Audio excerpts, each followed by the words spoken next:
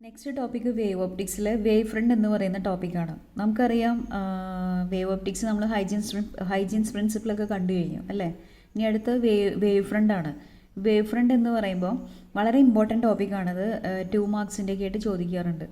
നമ്മൾ ചെറിയ കുട്ടികളായിരുന്നപ്പോൾ തന്നെ ആയിരിക്കുന്ന സമയത്ത് നമ്മൾ ഈ ചെറിയ കല്ലെടുത്തിട്ട് പോണ്ടിലോട്ടൊക്കെ എറിഞ്ഞ് കളിക്കും അല്ലേ. പോണ്ടിലെ വെള്ളത്തിലോട്ടൊക്കെ എറിഞ്ഞ് കളിക്കും. അപ്പോൾ നമ്മളവിടെ എന്താണ് വാട്ട് ഹാപ്പൻസ് നമ്മൾ എന്താ അവിടെ ഒബ്സർവ് ചെയ്യുന്നത്?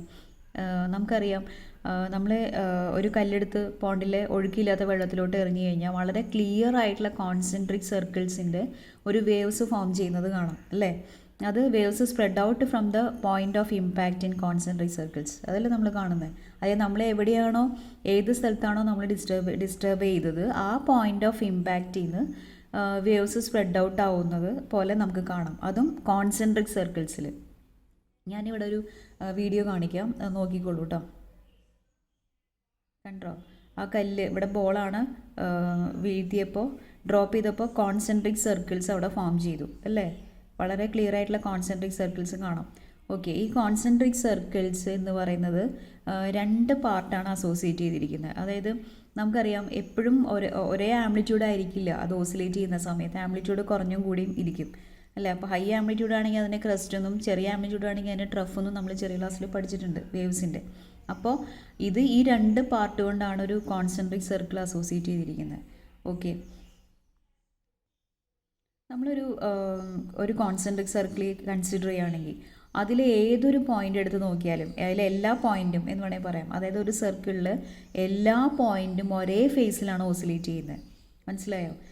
കാരണം ഒരു സർക്കിൾ എന്ന് പറയുമ്പോൾ കാരണം എന്തുകൊണ്ടാണ് ഒരു സർക്കിളിലെ എല്ലാ പോയിന്റിലേക്കുള്ള ഡിസ്റ്റൻസ് എന്തായിരിക്കും? സെയിം ആയിരിക്കുമല്ലോ. നമ്മളിപ്പോൾ ഇവിടെ അത് റേഡിയസ് ആയിട്ട് എടുക്കാം. അതായത് ഇപ്പം അതിൻ്റെ സെൻറ്ററിൽ നിന്ന് ആ പോയിന്റ് വരെയുള്ള ഡിസ്റ്റൻസ് എന്ന് പറഞ്ഞാൽ അതിൻ്റെ റേഡിയസ് ആണ്. അത് സെയിം ആയതുകൊണ്ട് തന്നെ എല്ലാ ഫേസിലും അതായത് എല്ലാ പോയിന്റും സെയിം ഫേസിലാണ് ഓസിലേറ്റ് ചെയ്യണമെന്ന് വേണമെങ്കിൽ എന്ന് പറഞ്ഞൂടെ.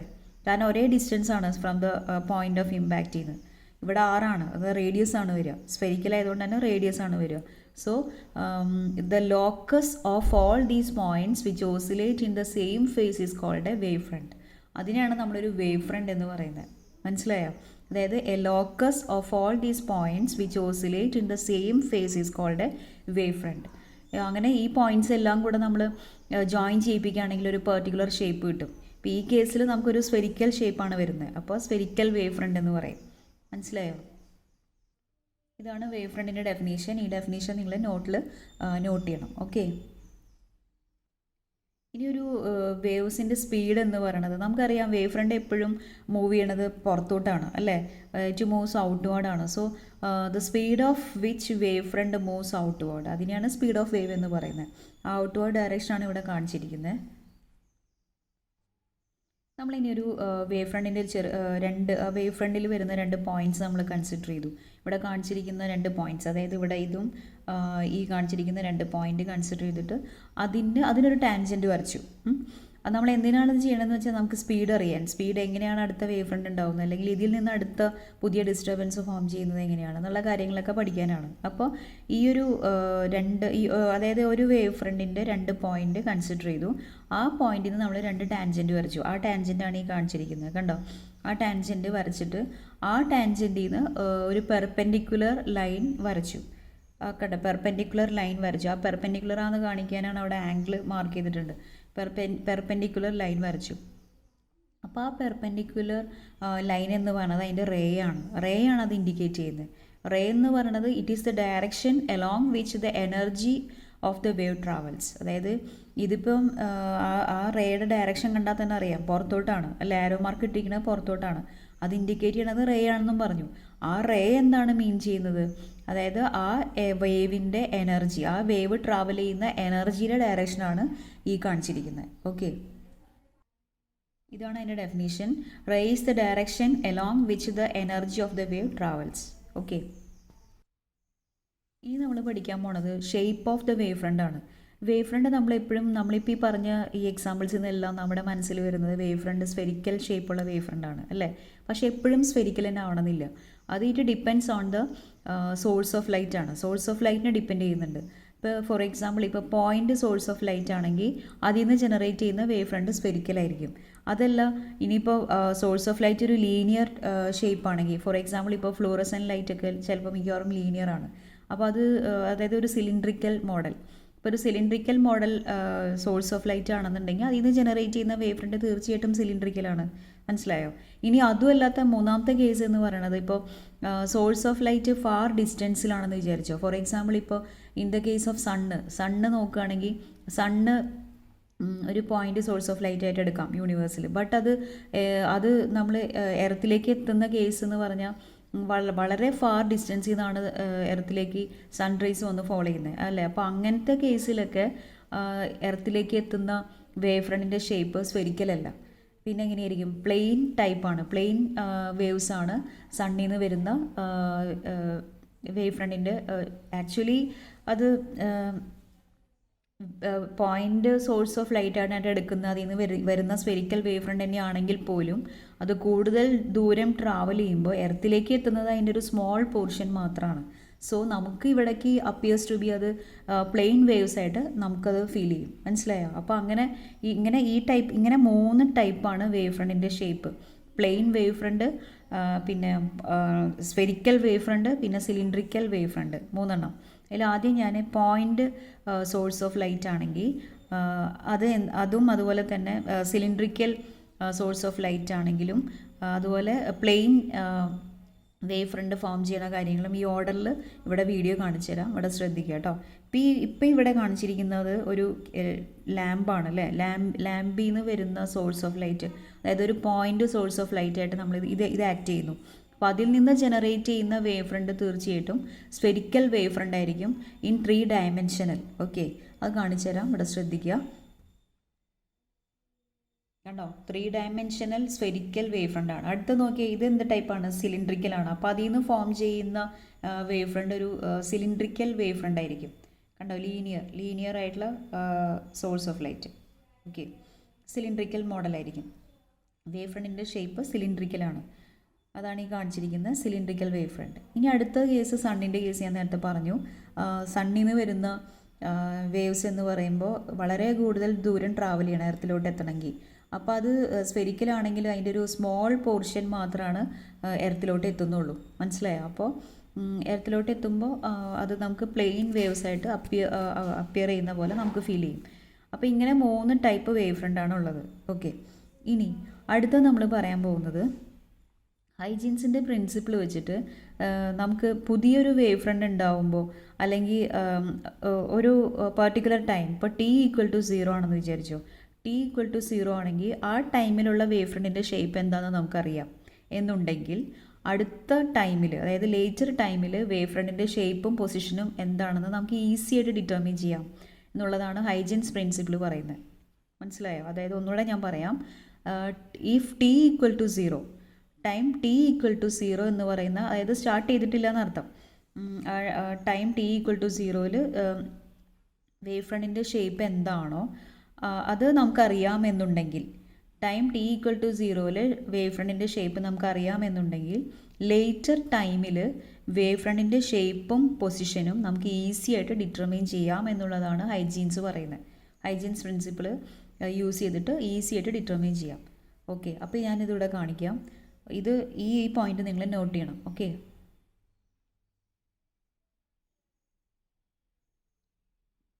ഇതാണ് ഹൈജീൻസ്, ക്രിസ്ത്യൻ ഹൈജീൻസ് കേട്ടോ.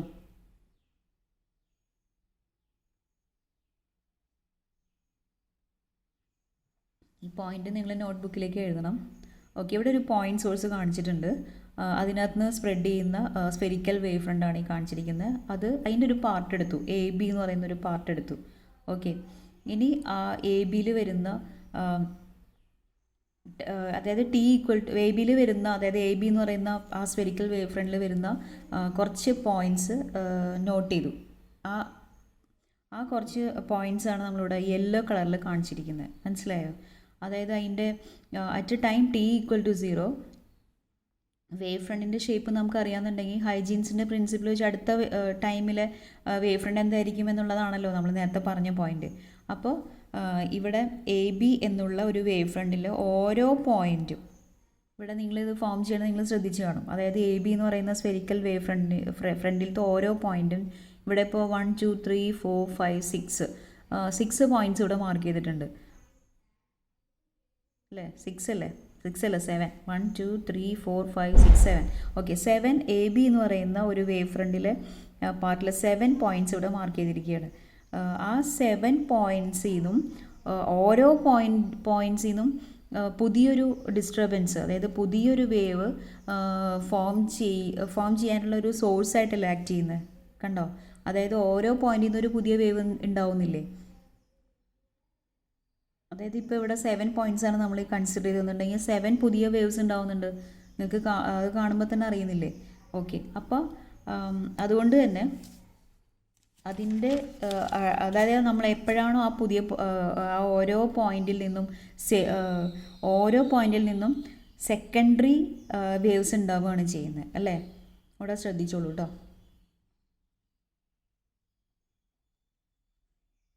സെക്കൻഡറി വേവ്സ് ഉണ്ടായി ഓരോ പോയിന്റിൽ നിന്നും. അപ്പോൾ അദ്ദേഹം പറയണത് എന്താണെന്ന് പറഞ്ഞു കഴിഞ്ഞാൽ അതായത് നമ്മൾ ഈ ആദ്യത്തെ വേവ് ഫ്രണ്ട്, അതായത് ടൈം t = 0 എന്ന് പറയുന്ന ടൈമിലുള്ള വേവ് ഫ്രണ്ടിലത്തെ ഓരോ പോയിന്റും പുതിയ വേവ്സ് ഉണ്ടാവാനുള്ള ഒരു സോഴ്സ് പോലെ ആക്ട് ചെയ്യാണ് അല്ലേ?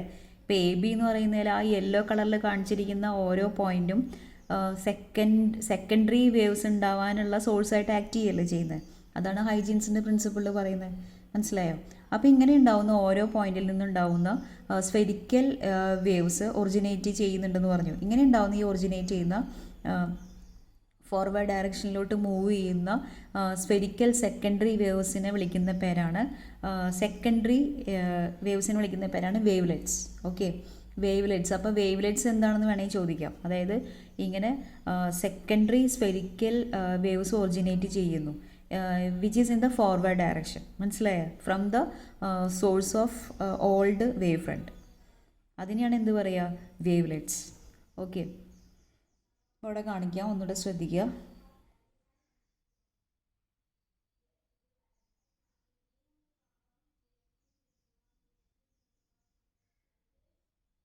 ഇവിടെ എന്താ കാണിച്ചിരിക്കുന്നതെന്ന് പറഞ്ഞാൽ ഇതെല്ലാം ഒരൊറ്റ മീഡിയത്തിൽ തന്നെയാണല്ലോ.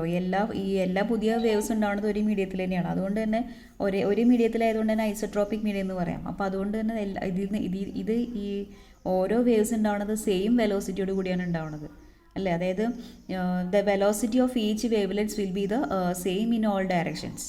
അതാണ് ഇവിടെ ഇൻഡിക്കേറ്റ് ചെയ്യുന്നത്.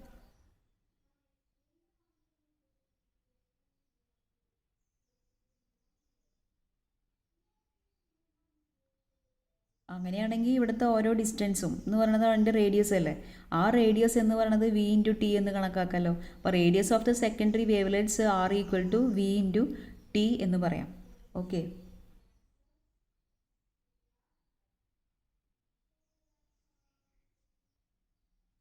ഇനി ഇവിടെ ശ്രദ്ധിക്കുക.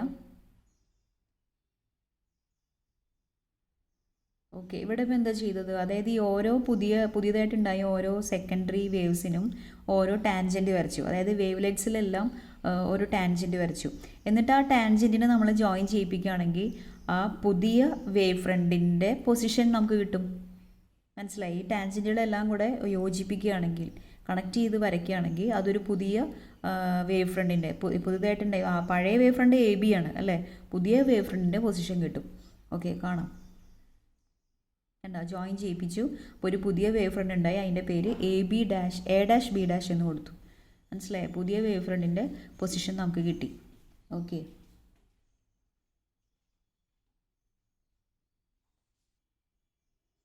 ഇവിടെ എന്താണ്, അപ്പോൾ നമ്മൾ ടൈം t